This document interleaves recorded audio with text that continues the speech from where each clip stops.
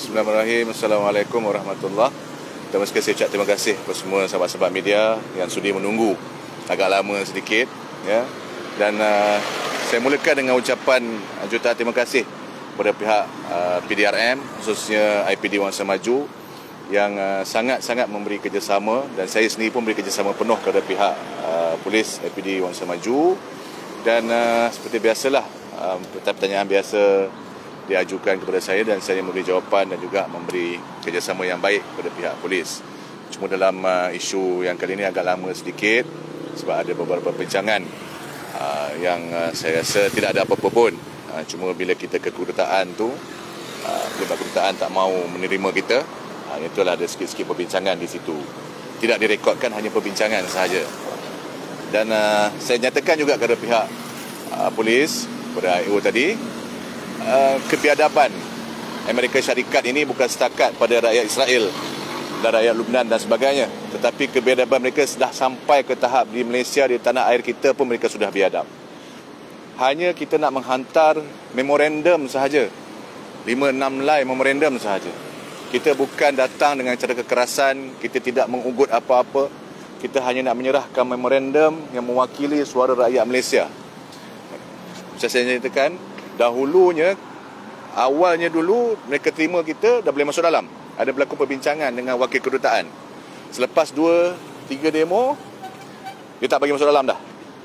Officer dia keluar, dah bertemu dengan delegasi kita, Cikgu Azmi, Ustaz Mak Awang, yang biasalah, ya. Tetapi yang kali ini, ketika kemuncaknya peperangan di Gaza, apabila berlakunya Taufan Al-Aqsa pada 7 Oktober tahun lepas, dah bulan ni lah genap sebulan Taufan Al-Aqsa. Setahun Taufan Al-Aqsa. Mereka mengambil sikap yang lebih biadab, tak mahu berjumpa pun. Saya nampak sendiri pada hari kejadian, officer itu berada di dalam. Seorang officer embassy berada di dalam kawasan mereka. Nampak dari cermin tu, tapi dia tak berani keluar. Saya ajak keluar, dia tak mau keluar juga. Maksudnya kebiadaban mereka sudah sampai ke tahap maksimum. Jadi saya kira perkara sebegini tidak boleh dilihat sebagai perkara yang enteng, kerana ini adalah tanah air kita, dan suara Palestin inilah suara rakyat Malaysia yang mencintakan keamanan, cintakan perdamaian.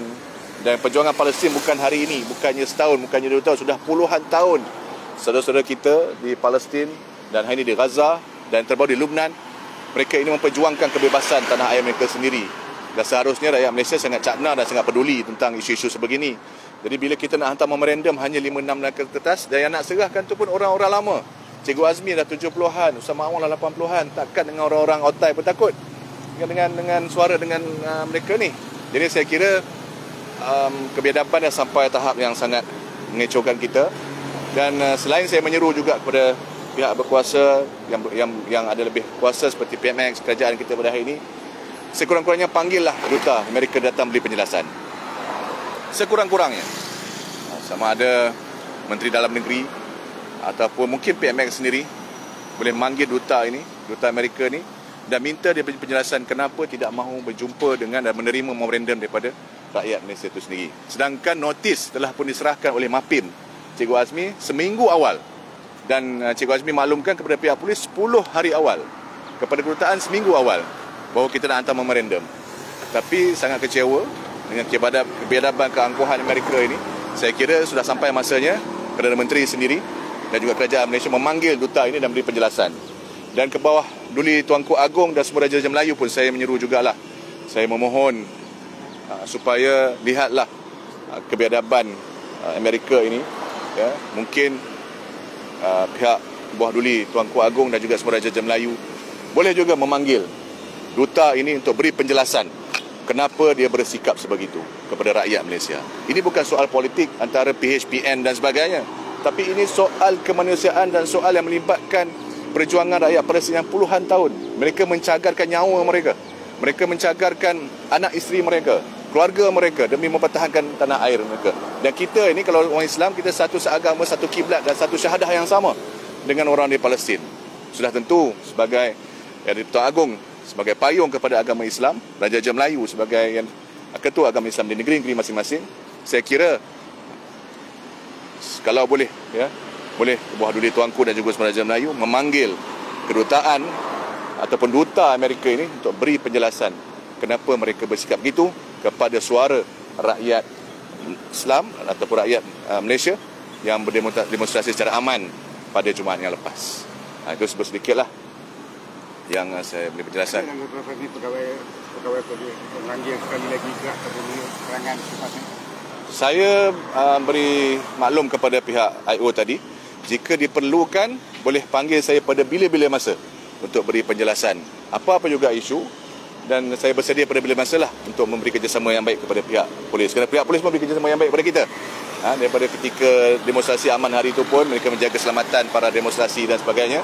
Dan hari ini pun mereka memberi kerjasama yang sangat baik kepada saya, dan saya yakin kepada ahli-ahli panel yang berucap yang lain pun sama, mereka bagi kerjasama yang baik lah. Dan saya bersedia pada bila-bila masa untuk dipanggil.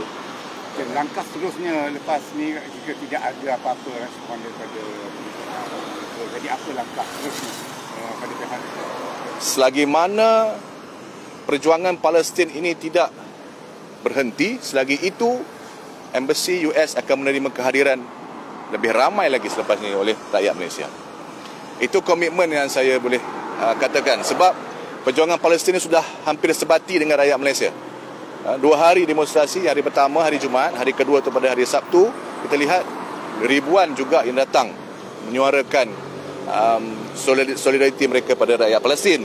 Jadi saya kira perjuangan Palestin tidak terhenti selagi mana tidak diberikan hak semula kepada rakyat Palestin, bukan di Malaysia sahaja tetapi mungkin di seluruh dunia.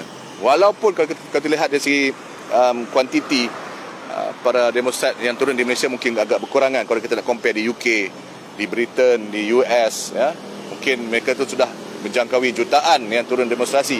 Tetapi sekurang-kurangnya demonstran ini mereka turun membawa wakil suara kepada rakyat Malaysia yang ada pada ini tentang isu kemanusiaan di Palestin dan di Gaza khususnya.